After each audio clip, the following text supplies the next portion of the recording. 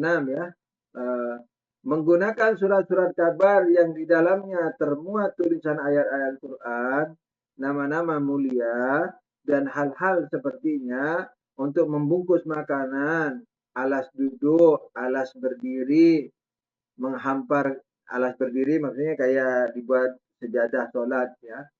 Alas berdiri, menghamparkannya untuk alas makan dan sebagainya. Bila dalam pandangan umum dianggap sebagai pelecehan dan penghinaan, maka hal ini tidak diperbolehkan. Akan tapi apabila tidak, berarti tidak bermasalah. Gitu. Jadi koran misalnya, surat kabar ya, di dalamnya termuat ayat-ayat Al-Quran. Nah, lalu dibuat suprah makanan. Ya. Kalau dibuat suprah makanan itu dianggap melecehkan, haram. Kalau tidak, ya ini secara umum tidak dianggap melecehkan, maka tidak haram. Itu. Tapi kalau tempat duduk misalnya secara umum sudah pasti itu ya bisa dipastikan sebagai suatu hal yang menghinakan. Tapi barangkali kalau tidak yakin di dalam Quran itu ada tulisan ayat-ayat Quran, nama-nama suci, tidak yakin, maka tidak masalah. Gitu. Nah, tapi kalau yakin, di mana digunakan di tempat yang menghinakan, maka jadi haram. Di mana digunakan di tempat yang tidak menghinakan secara umum, maka tidak haram. Membungkus makanan, misalnya kalau secara umum itu membungkus makanan, kalau secara umum itu tidak menghinakan, maka tidak masalah. Alas duduk, kalau alas duduk kayaknya memang menghinakan. Alas berdiri secara umum menghinakan. Menghamparkannya untuk alas makan, mungkin meragukan. Jadi kalau membungkus makanan, dilihat makanannya, makanan terhormat segala macam, lalu alas suprah makan juga, misalnya itu mungkin masih meragukan ya. Walhasil kalau dianggap menghinakan maka haram. Biar membuat bungkus makanan yang mulia atau alas suprah makan ya, spray makan. Sekalipun seakan-akan memuliakan, tetap bukan memuliakan, tidak menghinakan, tapi kalau itu secara umum menghinakan maka itu haram. Poin ke-7 ya. Poin ke-7, membuang sesuatu yang di dalamnya terdapat ayat-ayat Al-Quran atau nama-nama Allah Subhanahu wa taala ke sungai-sungai atau parit, bila menurut pandangan umum tidak dianggap sebagai suatu penghinaan, maka hal ini tidak bermasalah. Gitu. Jadi dibuang ke laut, dibuang ke sungai. Nah, kalau tidak penghinaan maka tidak masalah. Kalau dianggap penghinaan maka masalah. Nah, mungkin ya dilihat sungainya mungkin kali ya. Jadi pandangan umum mungkin akan melihat dari sisi sungainya. Kalau sungainya bersih, tidak dibuat untuk buang kotoran, seperti di Iran ya, kencing saja tidak boleh di sungai. Jadi orang mau minum air sungai di Iran tidak ada masalah. Sekalipun tidak sebersih aqua tentunya ya. Karena sudah menjadi budaya gitu. Kecuali sungai-sungai yang ada di di kota, itu mungkin yang memang karena luapan dari jalan segala macam. Tapi sungai secara umum kalau di Iran bening banget gitu. Tidak ada orang buang air kecil, tidak boleh karena sudah jadi budaya. Mereka buang air itu di tempat tertutup, di toilet begitu. Ala kulli hal, kalaulah tidak ada toilet juga di padang pasir, tidak di sungai. Itu sudah umum di sini. Nah, mungkin kalau sungai di Iran, pandangan umum akan bilang tidak menghinakan. Tapi kalau di Indonesia yang banyak orang buang air besar, air kecil, air besar semua, itu selain sampah ya tentunya, maka itu mungkin dianggap menghinakan. Kecuali kalau di pegunungan mungkin. Ala kulli hal. Jadi pokoknya mengikut pandangan umum. Kalau pandangan umum dianggap menghina, maka dosa. Kalau enggak. Karena ukurannya di sini adalah ukuran penghinaannya itu.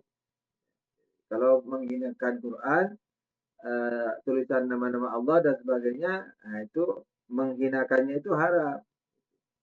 Makanya menghinakan ini definisinya kembali kepada uruf, kembali kepada umum. Poin ke-8. Bila tidak diketahui dengan jelas keberadaan ayat-ayat Al-Quran dan nama-nama Allah Subhanahu wa taala serta nama-nama para maksumin alaihissalam dalam sebuah lembaran kertas seperti koran, majalah dan seterusnya, maka tidak ada masalah untuk membakar atau membuangnya. Dan dalam masalah ini tidak ada kewajiban untuk meneliti. Nah, itu yang tadi yang katakan hukum ragu ya. Jadi ini di koran ini ada nama Allah enggak? Enggak perlu dicari. Enggak wajib mencari. Nah, itu boleh membuang, membakar dan seterusnya. Namun demikian dikatakan bahwa membakar dan membuang lembaran-lembaran kertas yang masih ada kemungkinan untuk bisa dimanfaatkan dalam pembuatan karton dan sepertinya atau salah satu sisinya masih bisa digunakan untuk menulis dikarenakan adanya kemungkinan pemborosan, maka hal ini tidak terbebas dari masalah syar'i. Ini tidak terbebas dari problem syar'i gitu ya. Yani kan tadi dibilang bahwa membuang kertas segala macam itu tidak masalah kalau tidak ada tulisannya kan gitu atau tidak diketahui ada tulisan Quran, ayat-ayat dan sebagainya. Tapi kalau dia masih bisa digunakan di daur ulang, misalnya untuk pembuatan karton dan sebagainya, maka dibuang bisa jadi israf. Jadi bisa masuk ke dalam israf, bisa masuk ke dalam pemborosan, mubazir. Nah, bisa yakni. Beliau tidak memastikan. Karena itu maka hal ini tidak terbebas dari problem syar'i. Jadi ini penghukumannya dua, bukan dikarenakan adanya kemungkinan pemborosan israf, bukan. Jadi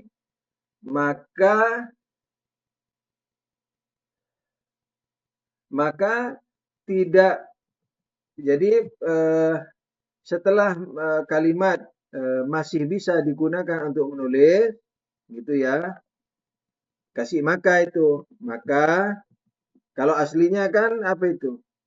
Kalau aslinya kan dikarenakan adanya kemungkinan pemborosan israf. Nah, lalu hukumnya apa?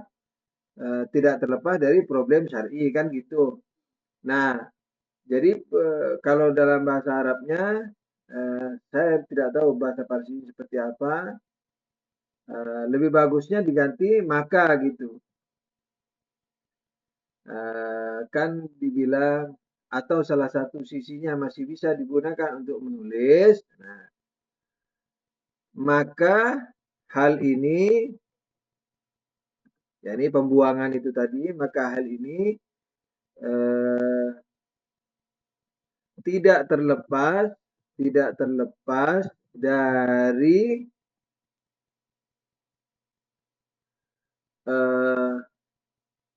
keraguan mubazir. Jadi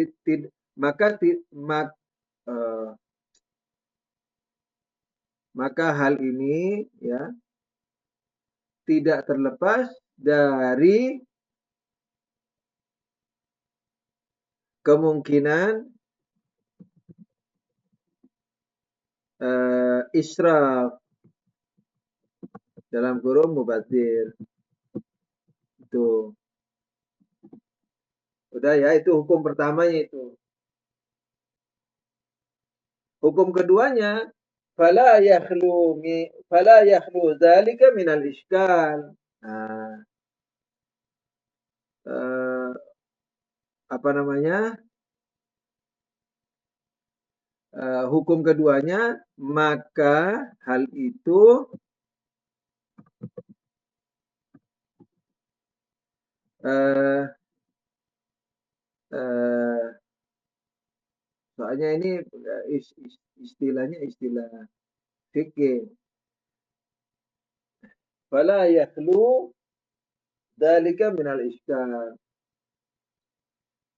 Maka hal itu atau maka hal ini ya, maka hal ini eh, tidak terbebas dari problem. Nah, begitu. Saya ulangi ya. Atau salah satu isinya masih ini yang aslinya masih kan terakhir, atau salah satu sisinya masih bisa digunakan untuk menulis. Nah, ini sekarang perubahannya nih. Maka hal ini tidak terlepas dari kemungkinan israf dalam kurung mubadzir, koma. Oleh karenanya tidak terbebas dari problem syar'i. Syar'inya ini dalam kurung, problemnya di luar. Itu. Oleh karenanya tidak terbebas dari problem syar'i. Problem tidak terbebas dari problem syar'i, begitu. Aduh, saya buat kalimatnya nanti aja saya selesai. Oke ya, jadi nomor 8 adalah kalau membuang kertas-kertas yang masih bisa diproduksi ulang, maka itu hukumnya bermasalah dalam syar'i problem. Jadi tidak terbebas dari problem syar'i gitu. Jadi di sini saya memahaminya haram. Jadi kecenderungannya kepada haram bukan tidak pasti. Kalau saya tadi katakan tidak pasti, tapi setelah menengok bahasa Arabnya saya merasakan bahwa ini pasti. Walaupun dalam fatwa beliau itu mengatakannya tidak terbebas dari problem syar'i, tidak terbebas dari problem syar'i. Kan dalam istilah apa namanya fatwa, ada fatwa yang jelas, ada yang dikuatkan. Jadi yang seperti ini lebih kuat misalnya. Atau yang seperti ini problem syar'i. Nah itu walaupun tingkatannya dari sisi fatwanya itu berbeda, tapi untuk yang taklid wajib dilakukan. Jadi kalau dikatakan ini tidak sepi dari problem syar'i, berarti punya problem syar'i. Gitu. Jadi kita tidak boleh melakukannya haram. Kalau dikatakan yang seperti ini lebih kuat hukumnya, itu kita wajib melakukan. Jadi tidak usah dicari kenapa lebih kuat. Lebih kuat itu karena dalil fikihnya. Nah itu tidak ada hubungan sama kita. Yang jelas kalau sudah dibilang lebih kuat, maka wajib dilakukan. Poin 9. Menanam ayat-ayat Al-Quran dan nama-nama mulia di dalam tanah atau mencampurkannya dengan air untuk mengubahnya menjadi adonan tidaklah bermasalah. Akan tetapi kebolehan untuk membakarnya berada dalam masalah. Jadi ini poin keberapa? Poin ke-9 ya. Kalau menanam Al-Quran dan nama-nama mulia di dalam tanah atau mencampurnya dengan air untuk mengubahnya menjadi adonan, jadi dilebur lagi gitu jadi adonan sehingga dibuat bahan lain lagi, tidaklah bermasalah. Akan tetapi kebolehan untuk membakarnya berada dalam masalah. Ini mestinya tidak usah berada dalam masalah. Akan tetapi kebolehan untuk membakarnya bermasalah gitu. Dan bila hal ini dianggap sebagai suatu penghinaan, maka tidak dibolehkan. Jadi kalau membakar itu menghinakan, dianggap menghinakan, maka tidak boleh. Kecuali bila terdesak oleh keadaan darurat dan tidak ada kemungkinan untuk melepaskan ayat-ayat Al-Quran dan nama-nama mulia tersebut. Begitu ya. Nah, jadi poin 9 ini apa? Poin 9 adalah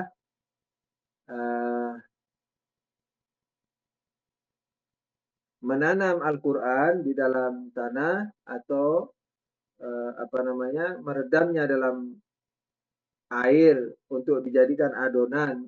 Misalnya adonan karton lah, adonan apa saja lah. Nah, itu tidak masalah. Tapi kalau membakar, sebagian membolehkan ya. Tapi Rahbar mengatakan bermasalah masih jadi masih bermasalah gitu. Maka dirinci dulu. Kalau menurut umum itu tidak termasuk melecehkan, maka tidak masalah. Kalau disebut kalau bermaksud terhitung melecehkan, menghinakan, maka bermasalah. Gitu. Nah, dan bila hal ini dianggap sebagai satu penghinaan, maka tidak boleh, kecuali bila terdesak. Bolehnya saja masih bermasalah sebenarnya, gitu. Jadi jadi saya tadi salah menerangkan. Jadi kan saya bilang tadi kalau tidak menghinakan tidak masalah, kalau menghinakan bermasalah. Tidak begitu. Kalau menghinakan bermasalah, jadi kalau dianggap menghinakan itu bermasalah. Kalau dianggap tidak menghinakan, beliau masih mempermasalahkan kebolehannya. Gitu. Jadi kalau dalam istilah fikih seorang marja atau mujtahid mengatakan kebolehannya ini masih bermasalah, nah itu bisa merujuk ke fatwanya orang lain, marja lain. Itu berarti tidak memberikan fatwa boleh. Gitu. Coba saya lihat bahasa Arabnya. Beliau mengatakan problem. Jadi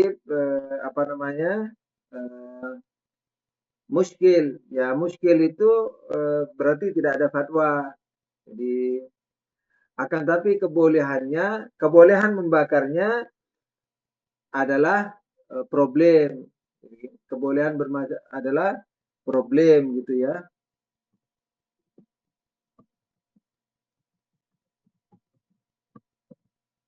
Jadi problem. Kebolehan membakarnya problem. Nah, jadi tidak difatwai sama beliau. Jadi kita bisa merujuk ke fatwa orang lain. Yang tidak menghinakan loh. Tapi kalau yang menghinakan ada fatwanya kan. Nah, dan bila hal ini dianggap sebagai suatu penghinaan, maka tidak dibolehkan, tidak diperbolehkan, yani haram. Nah, kecuali kalau mendesak, ya mungkin apalah dalam keadaan mendesak yang tidak bisa tidak harus membakarnya, misalnya dicegat oleh kafir di depan sana, sehingga kalau ngaku Masehi juga tidak akan dipercaya, maka dibakar Qurannya misalnya, tidak ada masalah itu, darurat. Gitu ya. Nah, poin ke-10.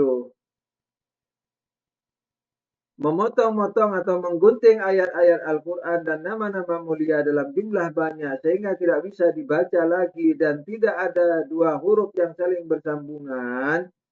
Bila hal ini dianggap sebagai suatu penghinaan, maka tidak diperbolehkan.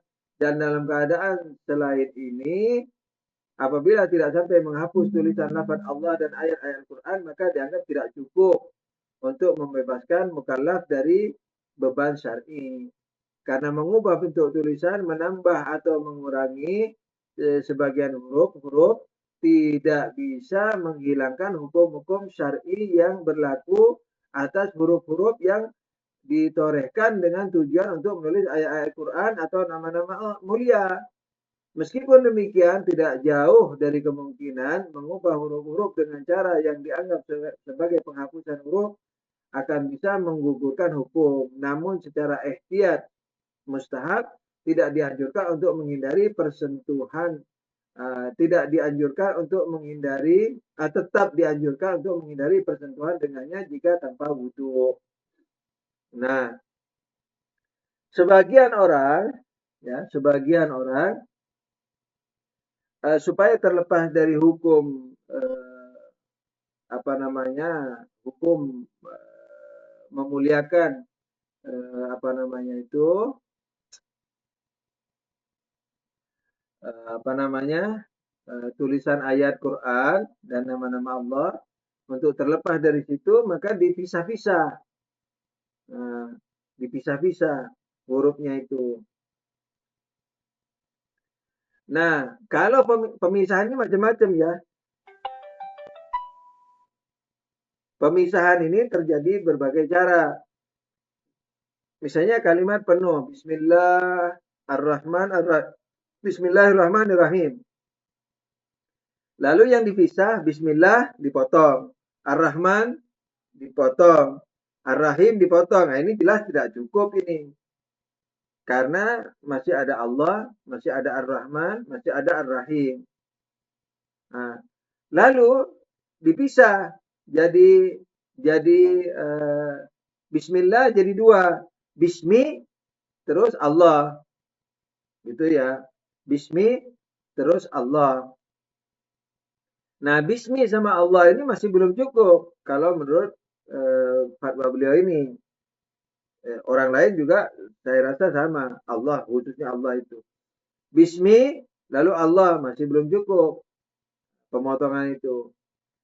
Nah, jadi menurut beliau tadi mana poin 10, memotong-motong atau menggunting ayat-ayat Al-Quran dan nama-nama mulia dalam jumlah banyak sehingga tidak bisa dibaca lagi. Bismi dipisah sudah, Allah dipisah. Allah karena terjebak dengan nama mulia ya, berarti tetap tidak boleh. Misalnya gini, jangan bismillah lah. Ihdina suratal mustaqim. Ihdina dipisah. Sirata dipisah. Al-mustaqim dipisah. Ini belum cukup. Karena ihdina masih bisa dibaca. Sirata masih bisa dibaca. Mustaqim masih bisa dibaca. Lalu ihdina dibelah jadi dua. Ihdi dipisah. Na dipisah. Nah, ini masih belum cukup. Karena masih terbaca na. Na yakni kami kalau dalam bahasa Indonesia. Jadi na yakni kami. Ihdi berikanlah petunjuk. Ini belum cukup. Ihdi karena masih bisa kebaca gitu. Nah, kalau nunnya dipisah dari alif, nah kan ada nun sama alif dipisah. Nah, itu baru ada bahasannya. Baru dibahas apa hukumnya gitu. Jadi kalau ihdina sirata mustaqim itu masih belum cukup. Yani belum dikatakan terpisah. Ihdi nah belum, nun sama alif oke. Nah, tapi yang oke ini yakni pemisahan yang sudah oke ini hukumnya apa? Baru dibahas di poin 10 ini. Nih, memotong-motong atau menggunting ayat-ayat Al-Quran dan nama-nama mulia dalam jumlah banyak sehingga tidak bisa dibaca lagi. Nah, kalau surata kan masih bisa dibaca tuh. Nah, dan tidak ada dua huruf yang saling bersambungan. Dua huruf, jadi per huruf. Jadi sebenarnya kalau bahasa Arab satu huruf itu bisa, saya juga coba lihat aslinya, huruf atau kalimat. Memotong-motong atau menggunting ayat-ayat Al-Quran dan nama-nama mulia dalam jumlah banyak sehingga tidak bisa dibaca lagi. Dan tidak ada dua huruf yang saling bersambungan. Ini tidak seperti itu yang saya pahami dari bahasa Arabnya. Yakni dua huruf bersambungan itu tidak mesti begitu. Huruf di sini, ini huruf, yakni mungkin ini penyamaan antara bahasa Arab dan bahasa Indonesia gitu. Huruf itu kalau dalam bahasa Arab huruf, itu eh, huruf itu dalam bahasa Indonesianya adalah kata bantu. Begitu. Makanya di sini saya rada ragu keras. Jadi bukan huruf alif lam lam begitu. Lalu kalau ada dua, misalnya rahim, ar-rahim gitu ya, lalu dipotong menjadi a l h, a l r, lalu ha ya mim, ar-rahim, lalu dipotong dipotong yang dipisahkan tuh alif lam ra sendiri, lalu ha ya mim sendiri. Nah ini sudah pemotongan karena yang penting sudah nggak bisa dibaca. Nah, tapi ada istilah huruf dalam bahasa Arab. Nah, huruf itu bisa bermakna huruf bahasa Indonesia, tapi bisa bermakna kata bantu. Seperti di, dalam, ke. Nah, yang saya pahami, huruf di sini bukan huruf bahasa Indonesia, tapi huruf yang berarti kata bantu. Nah, kalau kata bantu itu kan kalau ar-rahim tadi kita pisahkan alif lam ro-nya. Lalu ha ya mim kan cukup.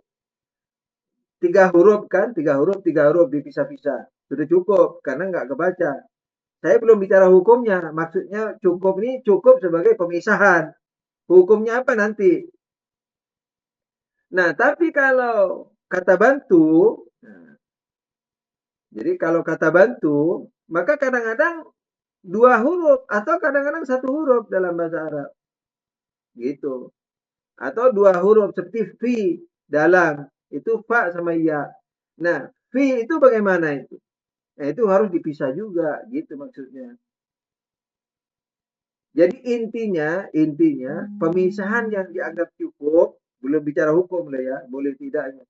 Pemisahan yang dianggap cukup, yakni yang tidak bisa dibaca lagi, gitu. Him, a, alr, misalkan sudah nggak bisa dibaca itu. Al, nggak bisa dibaca. Lah, sudah misalnya lah, sudah nggak bisa dibaca dari Allah misalnya. Bis, bi dipisahkan, misalnya bi alif, bi. B itu juga huruf. Makanya beliau masih hati-hatinya katanya kalau huruf itu tetap pakai apa namanya wudu.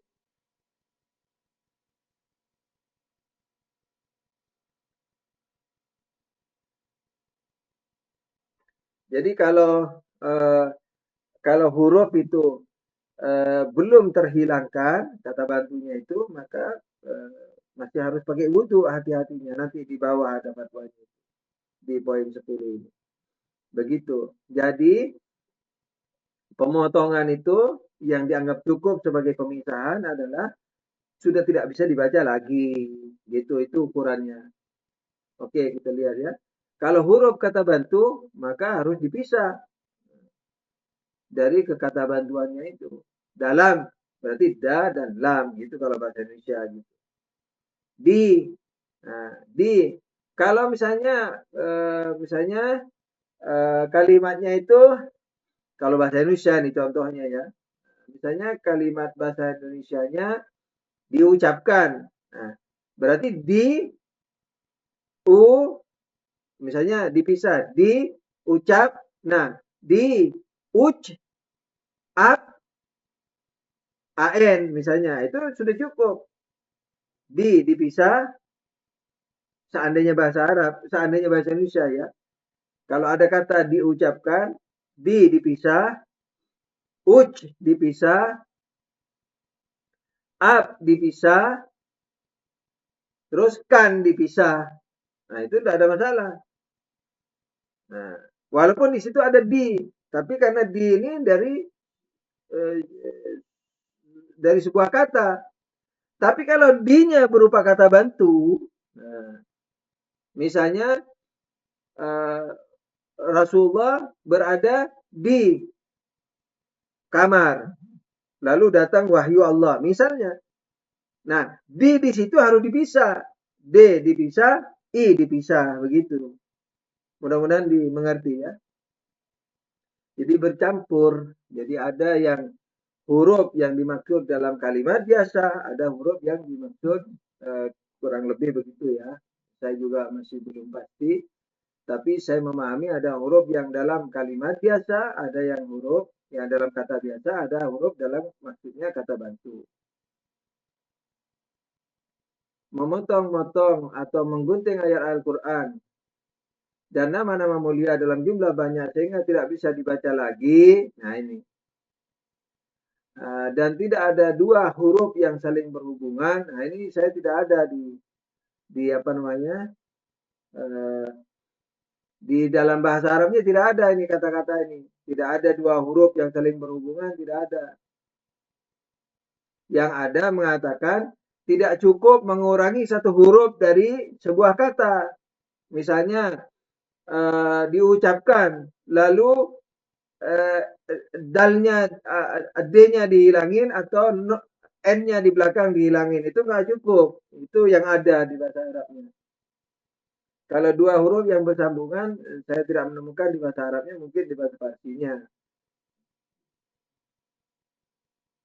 Nah, sudah ya, ini pemotongannya. Hukumnya bagaimana? Bila hal ini dianggap sebagai suatu penghinaan, maka tidak diperbolehkan. Secara uruf, kalau dianggap penghinaan tidak boleh. Atau niatnya menghina. Jadi kita guntingnya itu niatnya menghinakan, tidak boleh. Orang ngamuk-ngamuk gunting-gunting ayat Quran, tidak boleh, menghinakan tuh. Gitu ya. Bila hal ini dianggap sebagai suatu penghinaan, maka tidak diperbolehkan. Dan dalam keadaan selain ini, apabila tidak sampai menghapus tulisan lafaz Allah dan ayat-ayat Al-Quran, maka dianggap tidak cukup. Jadi seperti tadi itu menghilangkan satu huruf saja, dituliskan, dibuang N-nya aja, dibuang D-nya aja, tidak cukup. Gitu. Nah, dalam kurung untuk membebaskan mukallaf dari beban syar'inya, yakni tidak boleh menyentuh dengan wudhu dan sebagainya, wajib menghormati, kalau najis wajib mensucikan dan seterusnya. Karena mengubah bentuk tulisan, menambah atau mengurangi sebagian, karena mengubah bentuk tulisan, misalnya menambahi satu huruf, misalnya ditulis kanan, dikasih AN lagi belakangnya, itu nggak cukup. Mengurangi satu huruf nggak cukup, menambahi satu dua huruf juga nggak cukup. Gitu. Karena mengubah bentuk tulisan, menambah atau mengurangi sebagian huruf-huruf, tidak bisa menghilangkan hukum-hukum syar'i yang berlaku atas huruf-huruf yang ditorehkan dengan tujuan untuk menuliskan ayat-ayat Quran atau nama-nama mulia. Gitu. Karena tujuannya itu tadi. Nah, ketika tujuannya menulis ayat atau nama-nama Allah ditambahi sedikit huruf, dikurangi sedikit huruf, ditambahi sedikit huruf nggak cukup. Jadi harus dipisah sehingga tidak bisa terbaca lagi.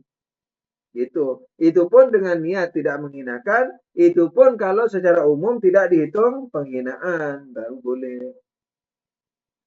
Meskipun demikian, tidak jauh dari kemungkinan mengubah huruf-huruf dengan cara yang dianggap sebagai penghapusan huruf akan bisa menggugurkan hukum. Nah, huruf yang di sini ini yang saya memahaminya sebagai ini susunan kalimatnya beda dengan bahasa Arabnya. Kalau bahasa Arabnya hukum dulu yang dibicarakan, baru perinciannya. Gitu. Jadi hukumnya dulu, misalnya ya, la iskala fi jawazi ihraqi au ramyi al-awraq. Nah, la yajuzu taqti'ul ayat al-Qur'aniyah wal asma al-mubarakah. Jadi permulaan kalimatnya sudah mengatakan tidak diperbolehkan memotong ayat-ayat Quran dan nama-nama mulia fima idza udda dzalika hidkan laha. Nah, kalau perbuatan tersebut terhitung sebagai penghinaan. Nah, begitu kalau bahasa Arabnya. Jadi langsung hukumnya dulu baru kerinciannya. Makanya huruf itu yang terakhir kalau di sini ini yang saya rasakan tekanannya yaitu pada masalah yang terakhir ini. Meskipun demikian, tidak jauh dari kemungkinan mengubah huruf-huruf dengan cara yang dianggap sebagai penghapusan huruf. Nah, ini mencakup keduanya. Jadi, tapi tekanannya sepertinya kepada kata bantu. Allahu a'lam. Mengubah huruf-huruf dengan cara yang dianggap sebagai penghapusan huruf akan bisa menggugurkan hukum. Namun secara ihtiyat tidak dianjurkan untuk menghindari persentuhan secara ihtiyat mustahab tidak dianjurkan untuk tetap dianjurkan untuk menghindari persentuhan dengannya jika tanpa wudu. Nah, coba ini saya terjemahkan dari bahasa Arabnya. Tapi saya tidak akan terlalu banyak menyusun kalimatnya ya. Kalau di sini di kitab Arabnya ini masalah ke 260 di Tahrirul Masail. Bukan Tahrirul Wasail. Kalau Tahrirul Wasail punya Imam ini, kalau punya Rahbar Tahrirul Masail. Ini kalimatnya ini dari awal letter luck ya, ala rada-rada letter luck. La yajuzu taqti'ul ayat al-Qur'ani. Tidak dibolehkan memotong ayat Quran dan nama-nama mulia kalau hal itu terhitung sebagai penghinaan. Akan tetapi kalau tidak terhitung sebagai penghinaan,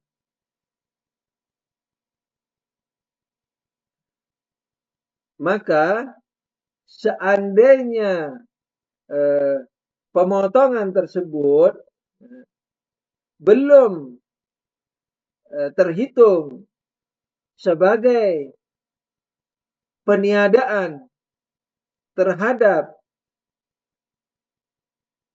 penulisan nama-nama mulia dan ayat-ayat Quran, maka hal itu belum cukup dalam pembolehan menyentuhnya tanpa wudu. Gitu. Masih terus ini. Kama annahu la yakfi, sebagaimana juga belum cukup.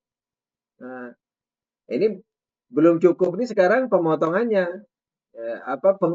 Perubahannya, penghapusannya. Sebagaimana belum cukup merubah tulisan, merubah tulisannya dalam kalimat-kalimat dengan hanya menambahi satu huruf atau menguranginya, yakni mengurangi satu huruf dengan hanya menambahi satu huruf atau mengurangi satu huruf. Nah, tidak cukup untuk apa? Untuk menghilangkan hukum terhadap huruf-huruf yang ditulis dengan niat penulisan nama-nama mulia atau ayat-ayat Quran. Gitu. Masih berlanjut. Titik itu ya. Banyak titik tadi nggak disebutin. Benar, kata beliau.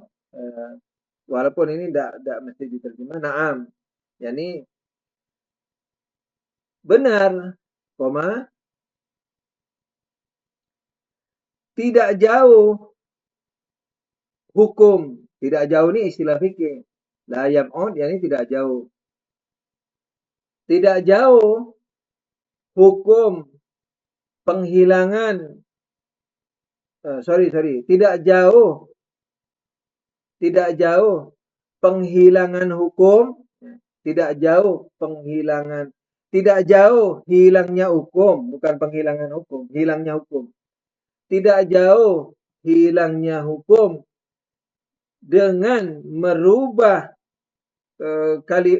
huruf-huruf kalau sudah dihitung sebagai peniadaan gitu. Walaupun hati-hati sunnahnya dalam hal ini tetap menghindari menyentuhnya tanpa wudu gitu. Nah, jadi hilangnya hukum, jadi pada akhirnya boleh. Jadi dengan menghilangkan itu, yakni misalnya layak pun, ini sudah tidak jauh. Nah, tidak jauh itu sudah boleh dikatakan, jadi yang taklid wajib mengamalkan, sekalipun beliau bilang tidak jauh. Nah, itu dalil hukumnya, itu ada pada beliau.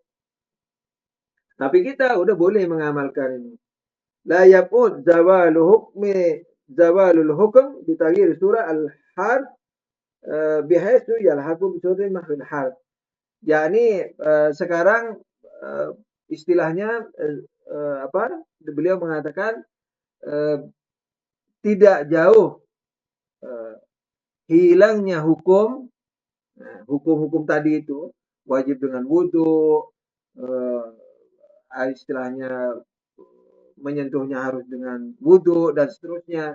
Nah itu hilang hukumnya itu tidak jauh hilangnya hukum tersebut ketika sudah dirubah kalimatnya itu. Jadi dipotong sehingga terhitung sebagai penghilangan terhadap nama-nama mulia atau apa namanya ayat-ayat Quran.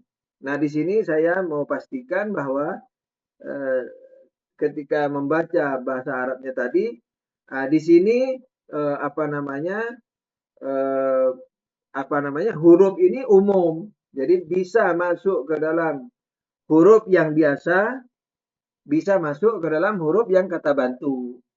Jadi tidak terpisah antara pembahasannya ini tidak terpisah antara huruf bahasa Indonesia dan huruf yang bermakna kata bantu dalam bahasa Arabnya. Kalau tadi saya pisahkan, sekarang tidak. Jadi itu terlarat, terla- ter- teralat dengan dengan sendirinya ya. Jadi huruf di sini baik bermakna kata bantu atau huruf kata biasa, tetap pemotongannya itu kalau sekalipun sudah dihukumi apa namanya tidak wajib dengan wudhu, tapi hati-hatinya harus dengan wudhu. Nah, tekanan saya kepada huruf yang kata bantu itu juga harus dipisah, jangan lupa itu. Sekalipun di sini huruf maknanya adalah ABCD, termasuk ABCD, istilahnya alif ba ta, tapi jangan lupa bahwa huruf yang kan tadi dikatakan bahwa sehingga tidak bisa terbaca, kan gitu. Jadi terhilang, tidak bisa terbaca. Nah, kalau masih bisa terbaca, maka masih problem. Nah, huruf yang kata bantu, sekalipun misalnya fi hanya 2 huruf, fi seperti di, maka itu harus dipisah. Jadi ada satu kata yang pemisahannya bisa 3 suku kata, ya kan? Kok 3 suku kata? 3 huruf. Nah, misalnya satu katanya terdiri dari 6 huruf, bisa dipisah menjadi 3 huruf, gitu. Tapi kalau kata-katanya itu kata bantu, kadang-kadang cuma 2 huruf, itu juga harus dipisah, begitu. Saya akhiri dulu sebelum masuk pertanyaan. Sampai sekian dulu. Eh, Pelajaran ke berapa ini? Ke 18 ya. Dan pelajaran fikih ya Rahman, ke 18 ya. Sampai di sini dulu sebelum kita masuk tanya jawab. Eh, Wabillahi taufiq belum salam nih. Biasanya kita akhiri dengan salawat. Allahumma salli ala Muhammad wa ali Muhammad wa ajil farajahum. Saya shift dulu ini rekaman, takut tumpang tindih.